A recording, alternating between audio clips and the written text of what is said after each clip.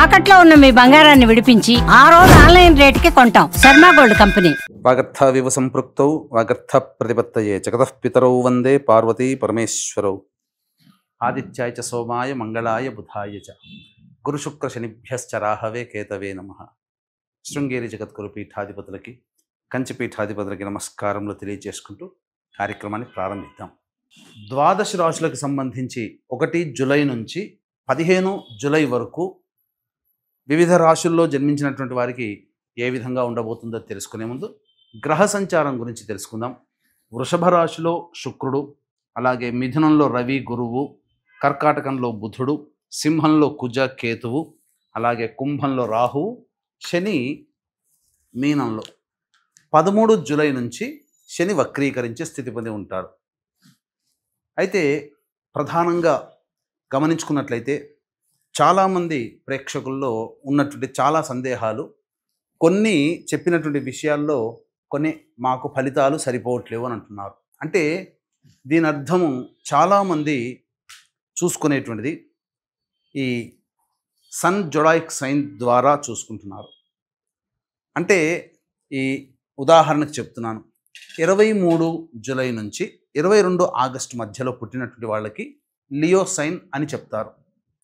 కాబట్టి సింహరాశి గురించి చెప్పేటప్పుడు ఆ 22 జూలై నుంచి 23 జూలై నుంచి 22 ఆగస్టు మధ్యలో పుట్టిన వాళ్ళు చూసుకుంటున్నారు. అది తప్పు. మీరు జన్మించినటువంటి జన్మ తేదీని అనుసరించి ఒక నక్షత్రము, ఆ నక్షత్రాన్ని అనుసరించి రాశి ఉంటుంది. ఆ రాశి ప్రకారమే మీరు చూసుకోవాలి. ఇది సరైనటువంటి విధానము. కొంతమంది నామ నక్షత్రం చూసుకుంటున్నారు.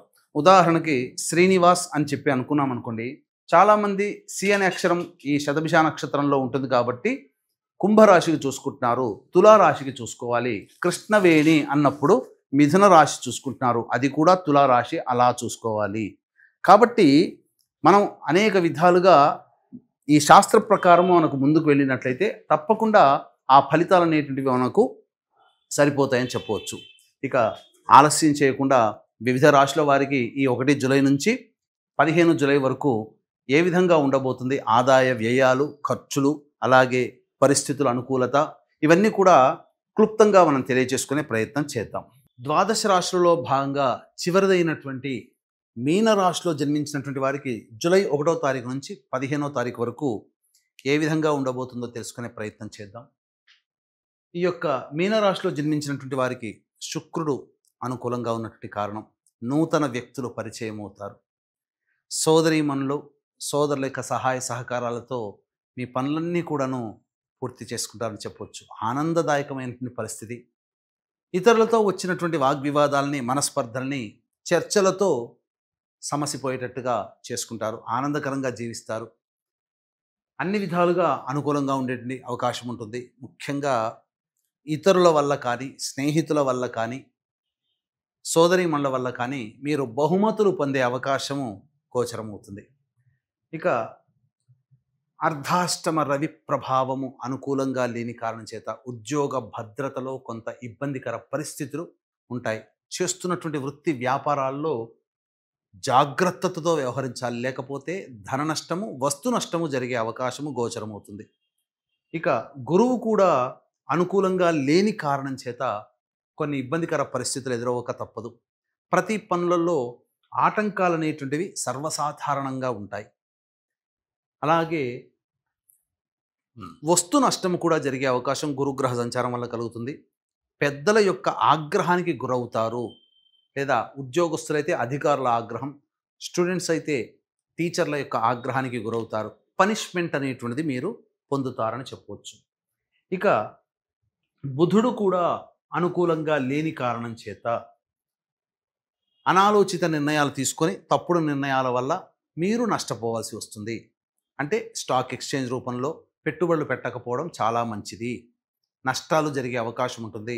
డబ్బులు అప్పుగా ఇవ్వడం మంచిది కాదు, వాగ్దానాలు ఇవ్వడం కూడా మంచిది కాదు. ఏది ఏమైనప్పటికీ బుధగ్రహ సంచారం అనుకూలంగా లేని కారణం చేత ముఖ్యంగా కొన్ని సమస్యలు ఎదురవుతాయి. ముఖ్యంగా శిరోబాధలు ఎక్కువగా ఉంటాయి అని చెప్పవచ్చు. ఇక కుజుడు కేతు యొక్క సంచారము సంపూర్ణంగా యోగిస్తున్నటువంటి కారణం చేత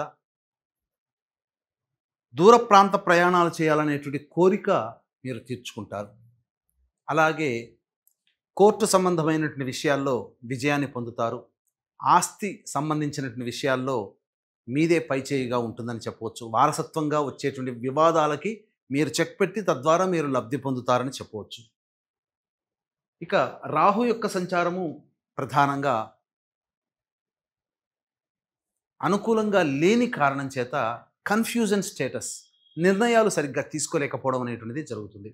శని కూడాను ఇక సంబంధించినటువంటి ఏలినాడు శని ప్రభావం ఉండడం, ఈ కారణం చేత శని యొక్క ప్రభావం కూడా మీకు గోచరమవుతుంది. కాబట్టి ఏతావాత చెప్పొచ్చేది ఏమిటంటే శుక్రుడు, కుజుడు, కేతువు తప్ప మిగతా గ్రహాలు ఏవి కూడా అనుకూలంగా లేవు. కావున సాధారణమైనటువంటి మిశ్రమ ఫలితాలు పొందుతారు.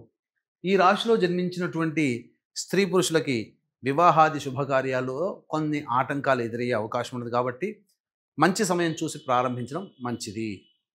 ఇక సంతానపరంగా కొన్ని ఇబ్బందులు ఎదుర్కొనే అవకాశాలు ఉన్నాయి. కాబట్టి సంతాన ప్రయత్నాలు కూడా మానుకొని మంచి సమయం కోసం వేచి చూడండి. ఆల్రెడీ గర్భధారణ జరిగినటువంటి స్త్రీలకి జాగ్రత్తలు పాటించాలి. వైద్యుని యొక్క సలహాలు తప్పకుండా తీసుకోవాలి. అలాగే ఇక విద్యార్థులు బాగా కష్టపడితే తప్ప విద్యలో రాణించలేరు. అనుకున్నది ఒకటి, జరిగేది ఒకటిగా ఉంటుంది. విదేశీయానం, విదేశీ విద్యకు సంబంధించి ప్రయత్నాల్లో ఆటంకాలు ఎదురవుతాయి. కాబట్టి దైవానుగ్రహాన్ని పొందే ప్రయత్నం చేయండి. ఇక ఈ యొక్క మీనరాశిలో జన్మించినటువంటి స్త్రీలకి గౌరవ మర్యాదలకి లోటు ఉండదు. ఎప్పటి వలనే ఇంతకుముందు వలనే కూడా అనుకూలంగా ఉంటారు. అందరూ కూడా సహాయ సహకారాలు అందిస్తారు. కానీ మీ ద్వారా ఎక్కువగా లబ్ధిని ఆశిస్తారు. మీరు పొందేది 10% అయితే మీ నుంచి వెళ్ళేది 90%గా ఉంటుంది. కాబట్టి డబ్బు విషయాల్లో, అలాగే వాగ్దానాలు విషయాల్లో మీరు జాగ్రత్త పాటించండి. శారీరక శ్రమ, మానసిక ఒత్తిడి ఈ రాశిలో జన్మించినటువంటి మహిళలకి అధికంగా ఉంటుంది. కావున జాగ్రత్తలు పాటించాలి. శిరో సంబంధమైనటువంటి ఇబ్బందులు ఎదుర్కొనే అవకాశం ఉంటుంది. ఏ తర్వాత చెప్పొచ్చేది ఏమిటంటే ఈ యొక్క రాశిలో జన్మించినటువంటి వాళ్ళకి మిశ్రమమైనటువంటి ఫలితాలే కలుగుతాయి.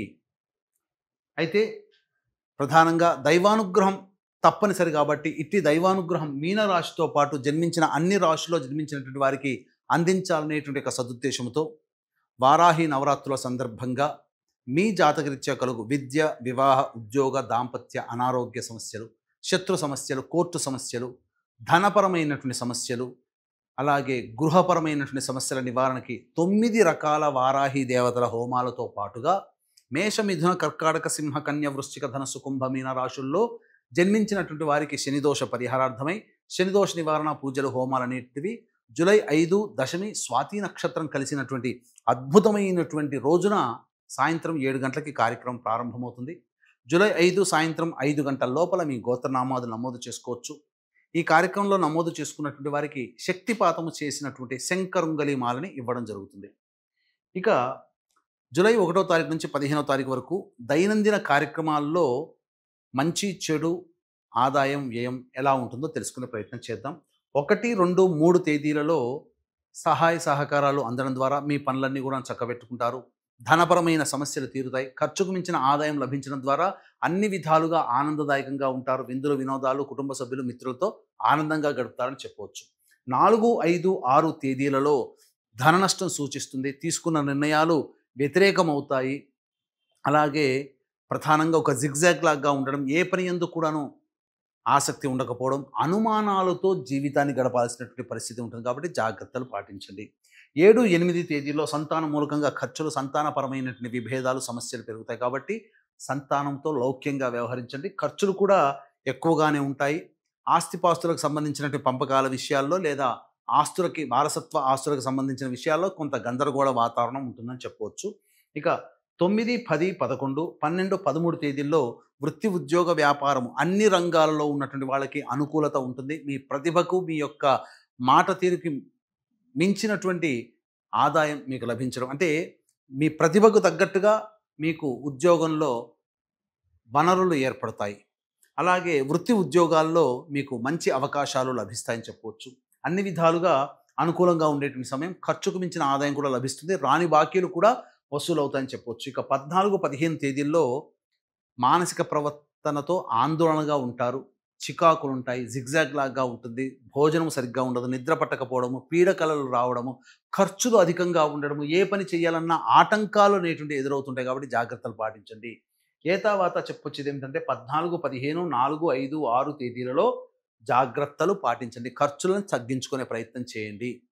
ఏది ఏమైనప్పటికీ కూడాను ఈ యొక్క మీనరాశిలో జన్మించినటువంటి వారికి దైవానుగ్రహం తప్పనిసరి. కాబట్టి ఇటు దైవానుగ్రహం అందరికీ ఉండాలనే సదుద్దేశంతో ఈ వచ్చేటువంటి సమస్యల పరిష్కారానికి ప్రతిరోజు కూడాను కాళీ కవచము, కాల భైరవాష్టకము రోజుకి 3 సార్లు పఠించండి. ఇప్పుడు చెప్పినటువంటి సమస్యల కంటే ఇంకా విభిన్నంగా మీరు సమస్యలు ఎదుర్కొంటున్నారు అంటే దగ్గరలోని మంచి ఉపాసనా పరులైనటువంటి జ్యోతిష్యులను సంప్రదించి మీ యొక్క జాతకరీత్యా ఉండేటువంటి సమస్యల పరిష్కారాన్ని పొందగలరని తెలియచేస్తూ సర్వం శ్రీ ఉమామహేశ్వర పరబ్రహ్మార్పణమస్తు.